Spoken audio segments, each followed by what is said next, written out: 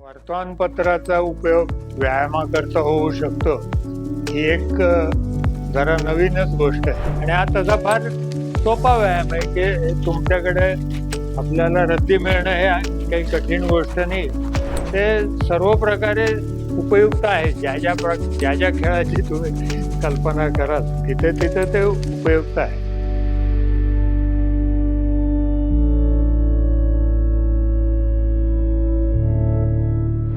वर्तमानपत्राचा उपयोग व्यायामाकरता होऊ शकतो ही एक जरा नवीनच गोष्ट आहे, परंतु हा व्यायाम अतिशय उत्कृष्ट आहे. अर्थातच सगळ्या व्यायामाकरता आहे. एक आमच्या एका डॉक्टर मित्रांनी जो प्रयोग केला तो एका हॉस्पिटलमध्ये काम करायचा, तर त्याच्या सहज डोक्यात आलं की हा आपण या कागदाचा व्यायाम काहीतरी आपण करतो जेव्हा आपल्या हाताला विशेष काही झालेलं नाही, पण ह्या लोकांची ज्यांची बोटं महारोगामध्ये जशी ज्याला झडतात म्हणतात, बोटाला आपोआप झालेले इंजुरीज असतात, त्याचं त्यांना दिलं तर काय होईल हे करायला दिलं तर त्यांनी गंमत म्हणून तिथं एक काही लोकांना 20 दिवस किंवा अशा काही कालमर्यादेमध्ये त्यांनी हा व्यायाम करायला सांगितलं. जसं मी आत्ता सहज बोलता बोलता करतोय तसा त्यांनी सांगितलं की हे तुम्ही करून तर बघा काय होतं म्हणून. तर गंमत अशी झाली की त्या 20 दिवसामध्ये त्यांच्या हाताच्या कंडिशनमध्ये, त्याच्या जखमांमध्ये अगदी सहज दिसेल असा फरक दिसून आला.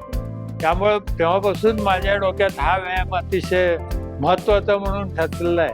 हा अर्थातच एक वर्तमानपत्राचा साधा कागद आहे. तो मी पूर्ण काव हातात घेतलेला आहे. दोन्ही बाजू, त्याला 2 बाजू आहेत, त्याला चुरगळणार आहेत हातामध्ये धरून आणि त्याच्यामुळे माझ्या हातामध्ये काय काय वेगवेगळ्या भावना निर्माण होतात. सेन्सेशन ज्यांना म्हणतात इंग्रजीत, संवेदना निर्माण होतात. ते बघण्यासारखं आहे आणि हा तसा फार सोपा व्यायाम आहे की तुमच्याकडे आपल्याला रद्दी मिळणं हे काही कठीण गोष्ट नाही. तर ते आणून आपण त्यातला एक कागद जर चुरगळला, आम्ही गमतीने म्हणायचो की आपण राग काढावं त्याच्यावर.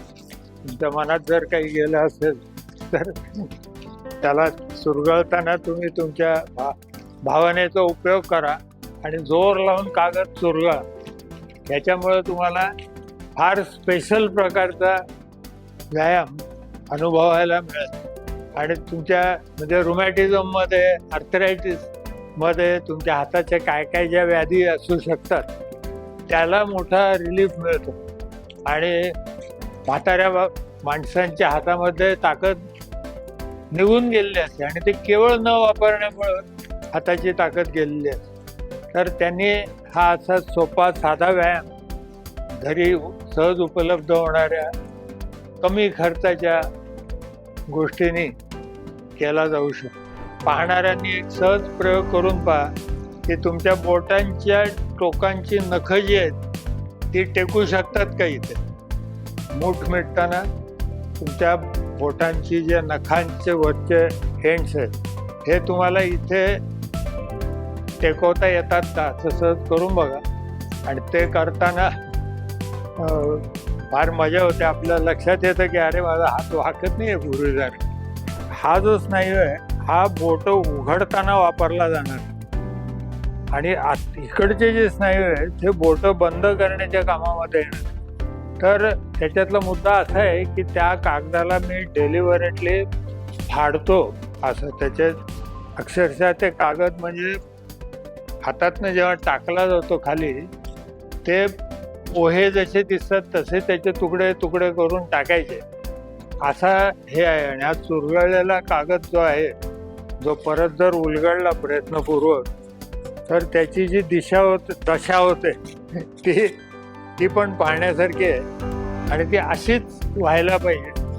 शतशः विदीर्ण झालेला असा कागद सापडायला पाहिजे. हा फार मजेदार आणि जोरदार व्यायाम.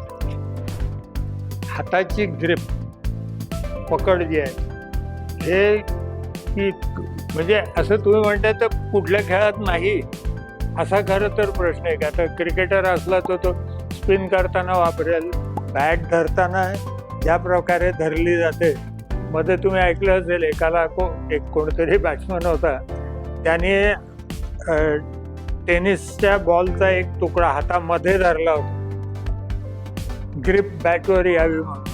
तर पैलवान लोकांची पकड हाताची ही अत्यंत महत्त्वाची असते. या सगळ्यामध्ये हाताच्या पंज्यातली ताकद ही शेवटी काय म्हणतो, एक्झिक्युटिव्ह भाग तो आहे.